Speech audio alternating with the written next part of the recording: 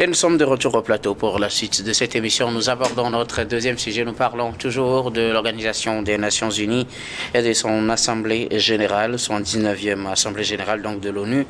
Le pacte pour l'avenir, est-ce une opportunité face aux insuffisances du Conseil de sécurité? En tout cas, c'est ce qu'a voulu faire croire ou faire comprendre le président sud-africain Cyril Ramaphosa lors d'un discours avant l'ouverture donc de cette Assemblée Générale, son 19e du genre pour l'Organisation des Nations Unies.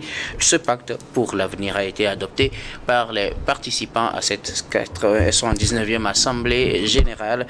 Un pacte axé sur plusieurs thématiques ou plusieurs domaines avec différents projets à réaliser, entre autres le développement durable, le financement du développement, la paix et la sécurité internationale, la science, la technologie, l'innovation et la coopération numérique, les jeunes et les générations futures, et enfin la transformation de la gouvernance, les principaux points clés sur lesquels tourne ce pacte pour le futur. Un pacte pour le futur, qu'est-ce que c'est et est-il une alternative aux actions du Conseil de sécurité quand on sait qu'aujourd'hui le débat, du moins pour les pays africains, c'est comment faire pour intégrer le Conseil de sécurité mais aussi disposer d'un droit de veto. Si cela paraît difficile, est-ce que ce pacte est une solution? C'est notre question et je voudrais bien vous la poser à vous, Gabin Adjaro, en premier.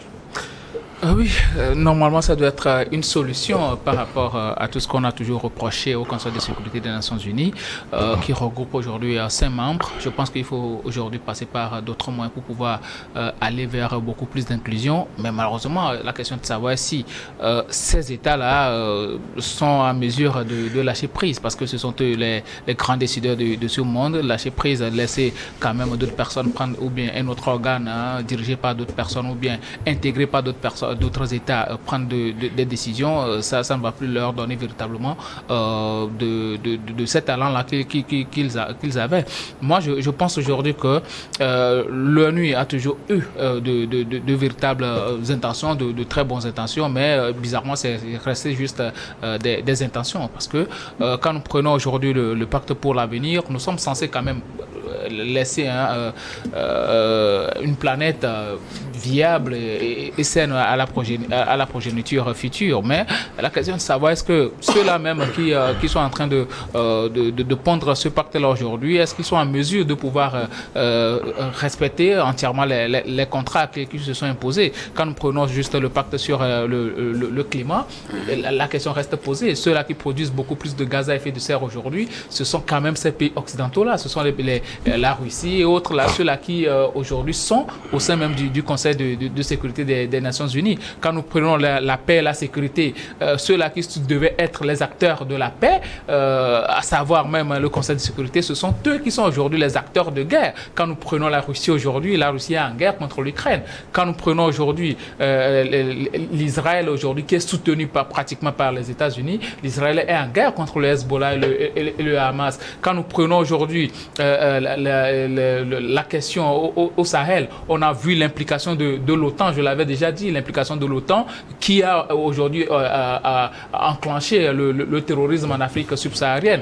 Quand nous prenons le Soudan aujourd'hui... L'implication de l'OTAN en Libye. En Libye. Okay. Quand nous prenons aujourd'hui la guerre au Soudan, c'est la même situation. On parle des États-Unis qui sont soutenus, qui soutiennent un camp, et puis la Russie qui soutient un camp. Donc ce sont des gens qui aujourd'hui normalement doivent permettre à ce que la paix règne dans le monde, qui sont beaucoup plus des éléments d'insécurité, des éléments de guerre aujourd'hui. Ça pose énormément de soucis. Quand nous prenons la question du développement, les pays là qui en temps normal doivent réellement permettre à ce que chaque pays arrive à bien se développer par le règne de la quiétude, ce sont ces pays-là qui aujourd'hui pillent beaucoup plus les richesses dans d'autres pays, notamment en Afrique. Donc ça pose énormément de questions de savoir si, avec tous ces intérêts-là que chaque pays défend, est-ce qu'aujourd'hui, ces grands pays, ces grandes puissances qui ont quand même de la matière, peuvent laisser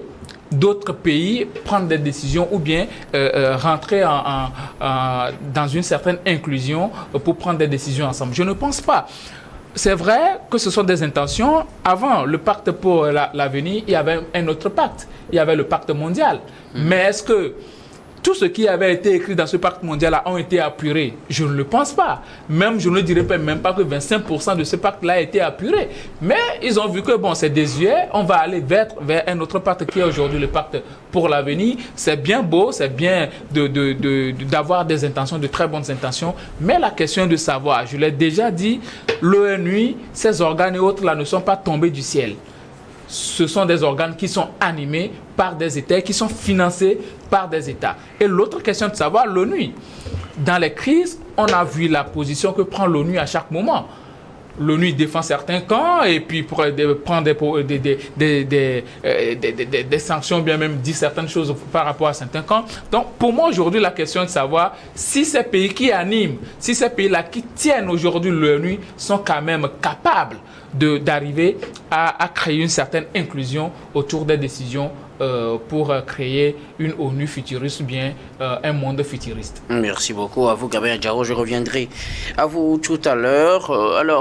Adam Adronou, le pacte pour l'avenir adopté ce dimanche à l'ouverture donc de l'Assemblée générale des Nations Unies est-il une alternative ou bien une opportunité face aux insuffisances du Conseil de sécurité? Si je veux reprendre un peu cette déclaration du président sud-africain Cyril Ramaphosa qui estime que ce Conseil de sécurité n'est plus vraiment à même de pouvoir faire face à certains défis et que ce pacte est une opportunité plutôt. Voyez-vous la chose de la même manière? Il estime que placer le sort de la sécurité mondiale entre les mains de quelques privilégiés, alors que c'est la grande majorité qui supporte le poids de ces menaces, est injuste et inéquitable et insoutenable. C'est ce qu'il a déclaré, estimant également, donc comme je le disais, que le Conseil de sécurité ne représente pas tous les pays et ne tient pas compte donc de la diversité et de tous les points de vue. Oui, il a dit, parce que, vous savez, en se référant justement donc au propos du président sud-africain qui est ce géant-là, en tout cas que l'Afrique compte, ou l'un des pays où l'Afrique compte véritablement donc se faire représentant à ce conseil de sécurité-là, je pense qu'il a raison face aux défis, aux innombrables défis et l'incapacité donc de l'ONU à juguler dans ces crises. Il est bien évidemment important de pouvoir mettre en place des alternatives qui puissent permettre en réalité, à défaut de résoudre entièrement dans ces crises-là, de faire en sorte qu'on puisse avoir des canaux de discussion différents des autres canaux qui constituaient, de mon point de vue, des moules sur lesquels on se basait, mais qui ont créé plus de problèmes aujourd'hui qu'avant. Donc je pense que le plan comme alternative, je pense qu'on peut le juger ainsi. Mais quelque part, mettre en place en tout cas des alternatives comme ce pacte-là est une bonne chose. Dans un monde où on venait donc de citer tantôt, toutes ces crises-là et l'incapacité, comme je l'ai dit tantôt, à pouvoir donc les juguler ou à les prévenir. Puisque quelque part, les Nations Unies étaient donc installées non seulement pour prévenir des crises, mais également pour les résoudre. Oui, pour prévenir. Non, aujourd'hui, nous savons que c'est en tout cas la décadence et on peut parler si réellement donc les Nations Unies jouaient réellement son rôle, on ne devait pas arriver à ces multitudes de crises. Puis ça se multiplie chaque jour.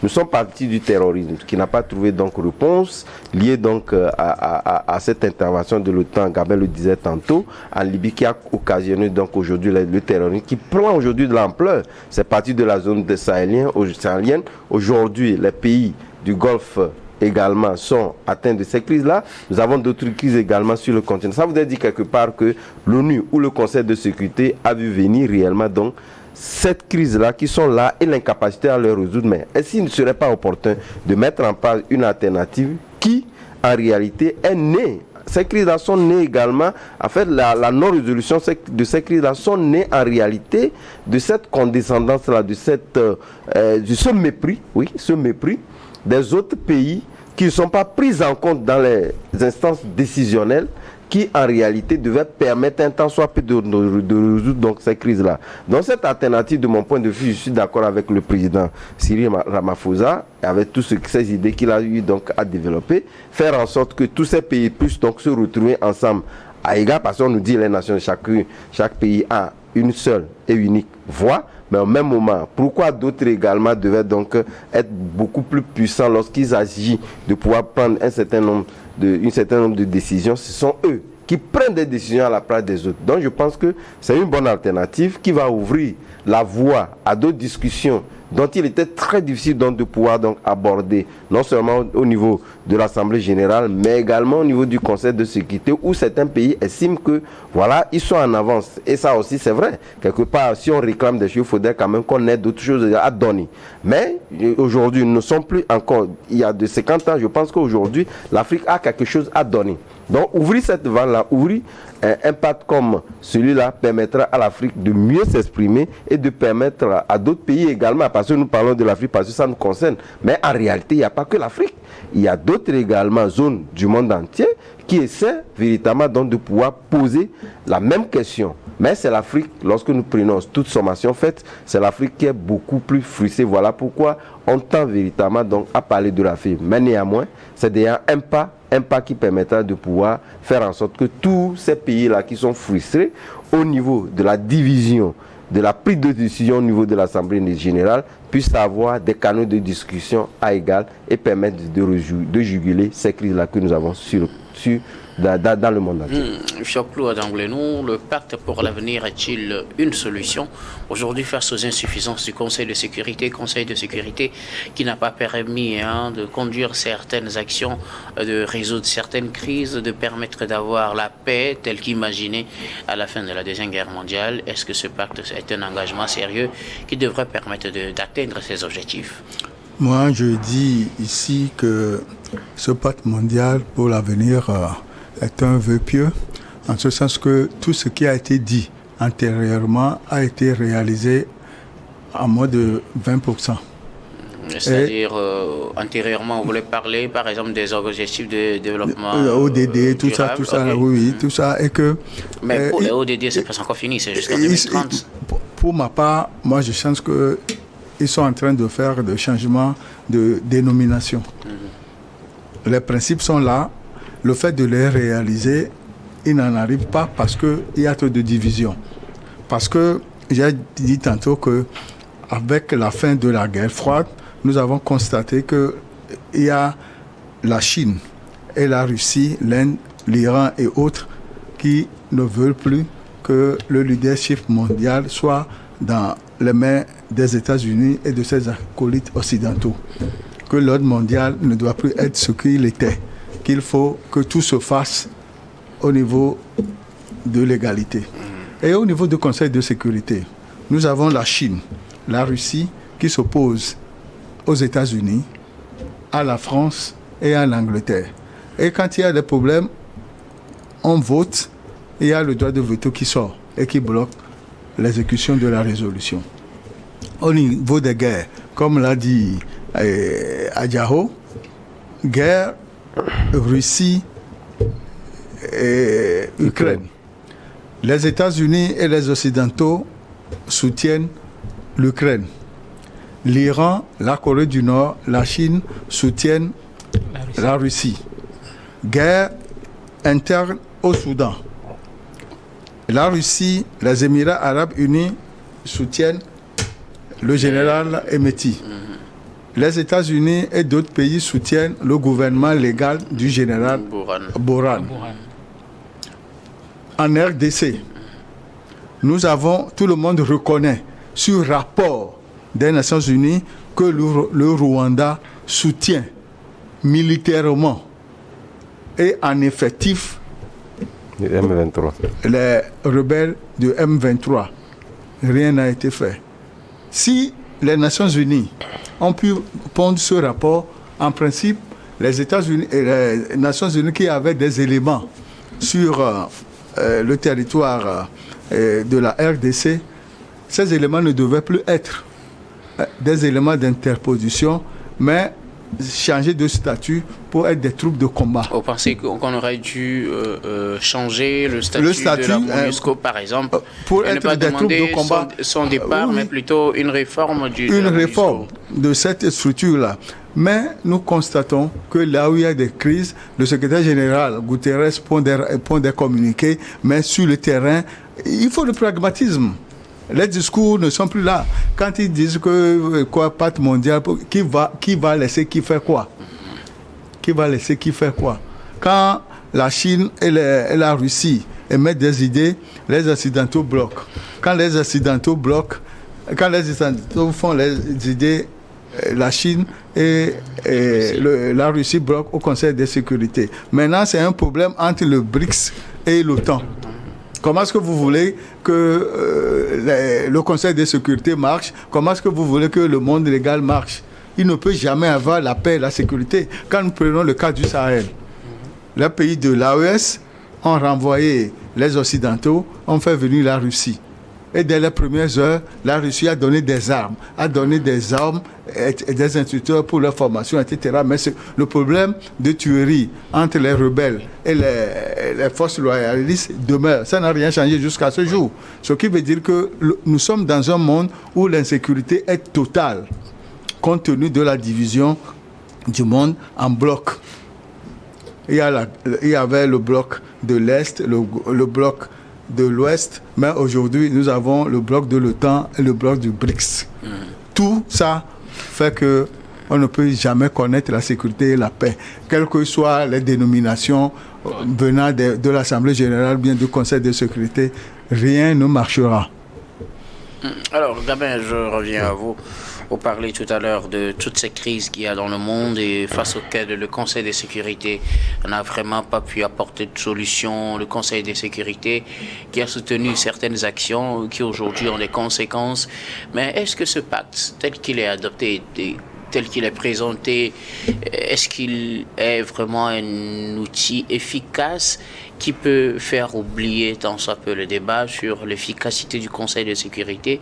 Parce qu'aujourd'hui, la préoccupation des États africains, c'est d'avoir une voix qui porte à l'Organisation des Nations Unies, et cela passe par l'obtention d'un siège de membre permanent, ou deux, selon au Conseil de sécurité de l'ONU, mais aussi pour certains avec le droit de veto qui leur permettra de pouvoir s'imposer dans certaines situations. Est-ce que cela pourra permettre de résoudre le problème, si je veux parler du pacte, ou plutôt il faut chercher à mettre l'accent sur la réforme du Conseil de sécurité? Laquelle de ces deux options serait la meilleure pour le continent africain?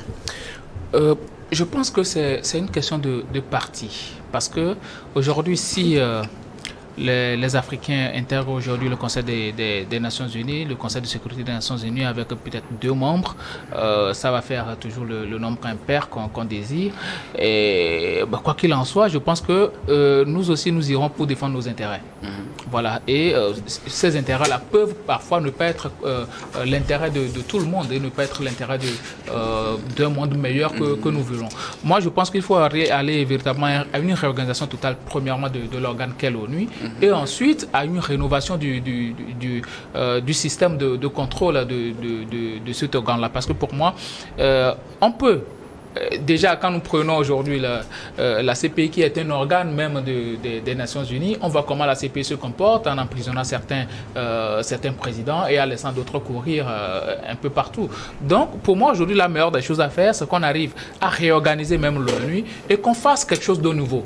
Parce qu'aujourd'hui, quand nous prenons le Conseil des Nations Unies, c'est le BRICS, le doyen vient de le dire, le BRICS d'un côté et l'OTAN de l'autre côté. Donc ça devient aussi une question d'aligner ou bien de non-aligner de la part des États qui ne font pas partie de ce Conseil de sécurité-là. Donc ça pose un certain nombre de problèmes, je dirais même de l'hypocrisie de l'ONU, qui ne reconnaît pas véritablement qu'il y a véritablement un problème au sein même de ces organes de prise de décision.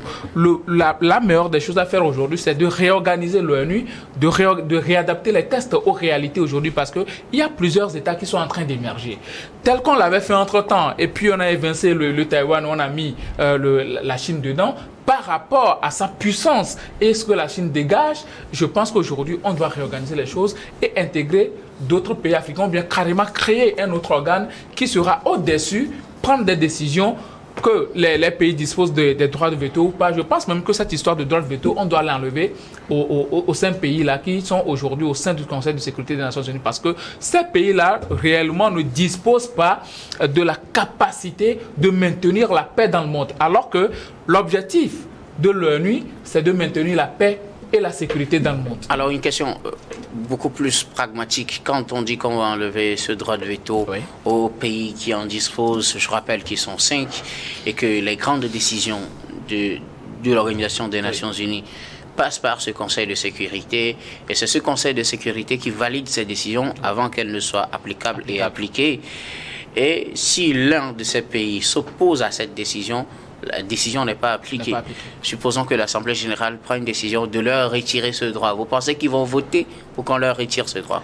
Voilà pourquoi je dis qu'il faut réorganiser l'ONU et réadapter les tests aux réalités du moment. Et si Parce que tels que les tests sont maintenant... Si ces tests sont bloqués par ces puissances qui sont, disons, des superpuissances à l'ONU, si peut-être l'Assemblée générale adopte des tests, dans l'adoption, les tests se heurtent à un blocage imposé par l'un de ces pays qui dispose du droit de veto. En toute chose, il y a des voies de contournement.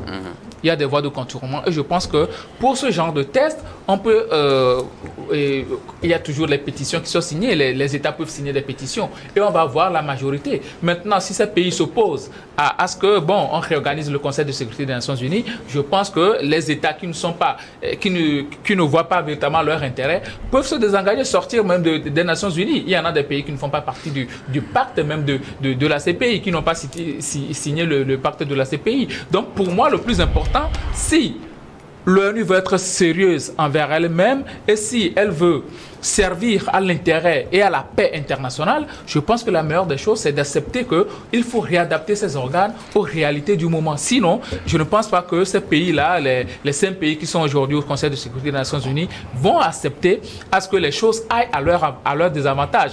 Alors, si nous aussi, nous pays africains, on intègre le Conseil des Nations Unies, qu'est-ce qu'on va faire? On y va pour défendre nos intérêts. Alors que la défense des intérêts, c'est ça qui amène les conflits. Et on l'a vu aujourd'hui au sein du Conseil des Nations Unies que les mêmes qui sont au sein de ce Conseil-là, de ce Conseil de sécurité, qui en réalité doivent être les gendarmes de ce monde, ce sont ces mêmes personnes-là qui se battent sur le champ de guerre. Donc, je l'ai déjà dit, je vais encore le répéter, ces 5 États ne sont pas à même de tenir la paix et la quiétude dans ce monde. Donc, il va falloir leur retirer ces droits de veto.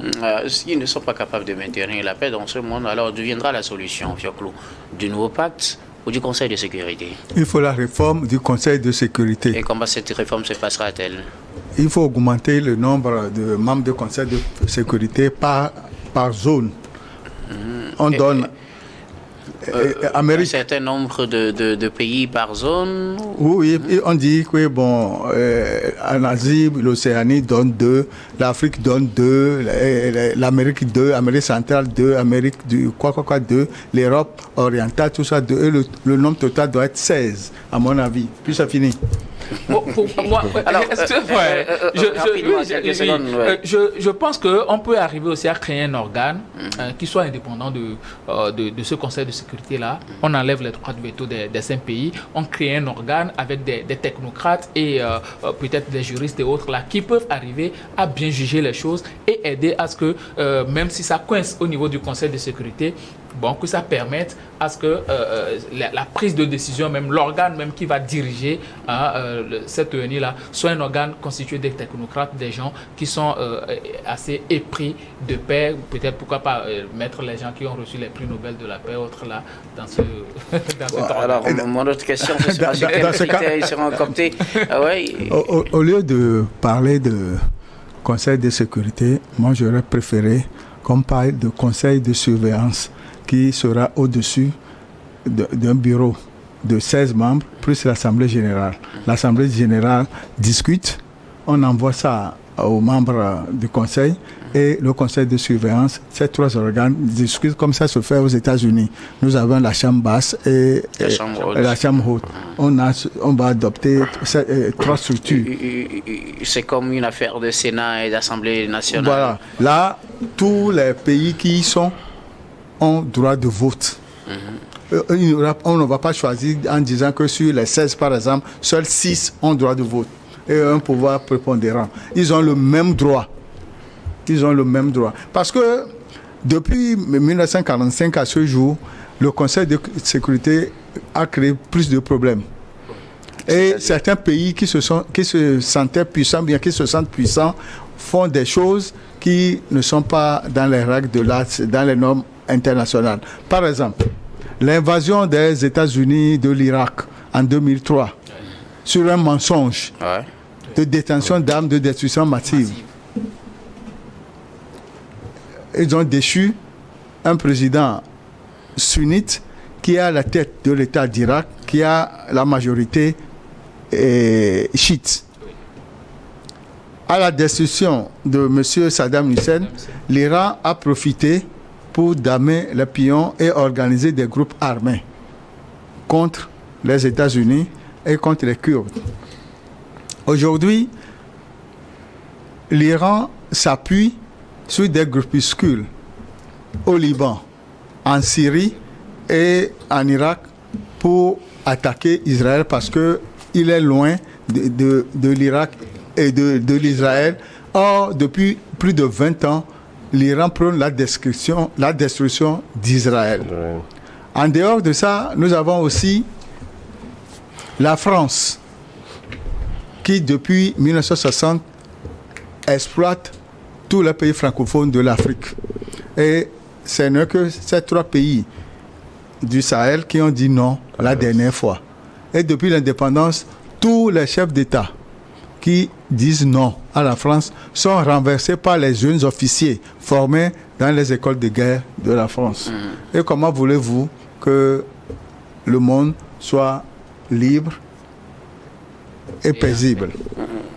En tout cas, la question reste toujours posée, Adam. Un dernier mot sur la situation, lequel des deux situations nous arrangerait beaucoup plus? Oui, vous savez, c'est une équation qui va être très difficile à résoudre. Déjà, vous voyez que ce pacte déjà a du plomb dans l'air, dans la mesure où la Russie estime qu'il faudrait quand même qu'on puisse introduire dans le test le fait que les Nations Unies ne peuvent plus intervenir dans les crises internes des pays. Et il a des soutiens.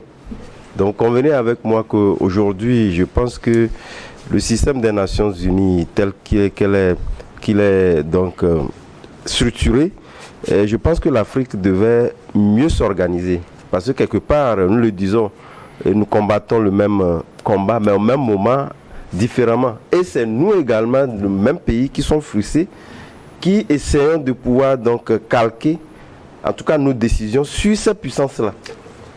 Donc vous convenez avec moi que l'équation va être très difficile si tel est que l'Afrique elle-même ne s'unit pas en réalité, ne doit s'unir dans un bloc assez différent ou un bloc créé pour l'Afrique qui ne doit pas être un bloc calqué qu'aucune de ces puissances-là qui ont le droit de veto, qui en réalité essaient de nous manipuler pour se maintenir. Donc eux ne vont pas accepter, comme vous l'avez dit, ils veulent toujours être des gendarmes du monde. Et réellement, déjà, ne serait-ce que ce pacte qui a été, je me dis, réellement, ceux qui ont pensé ce pacte-là, c'est, disons, un lieu probatoire pour arriver en réalité à des choix ou à faire introduire certains pays à ce droit de veto-là et faire en sorte que nous ayons un équilibre plus ou moins parfait et faire en sorte que nous n'ayons plus de crise. Merci beaucoup à vous tous pour vos contributions. Nous allons marquer la pause pour le journal. On reviendra tout à l'heure pour la suite de cette émission.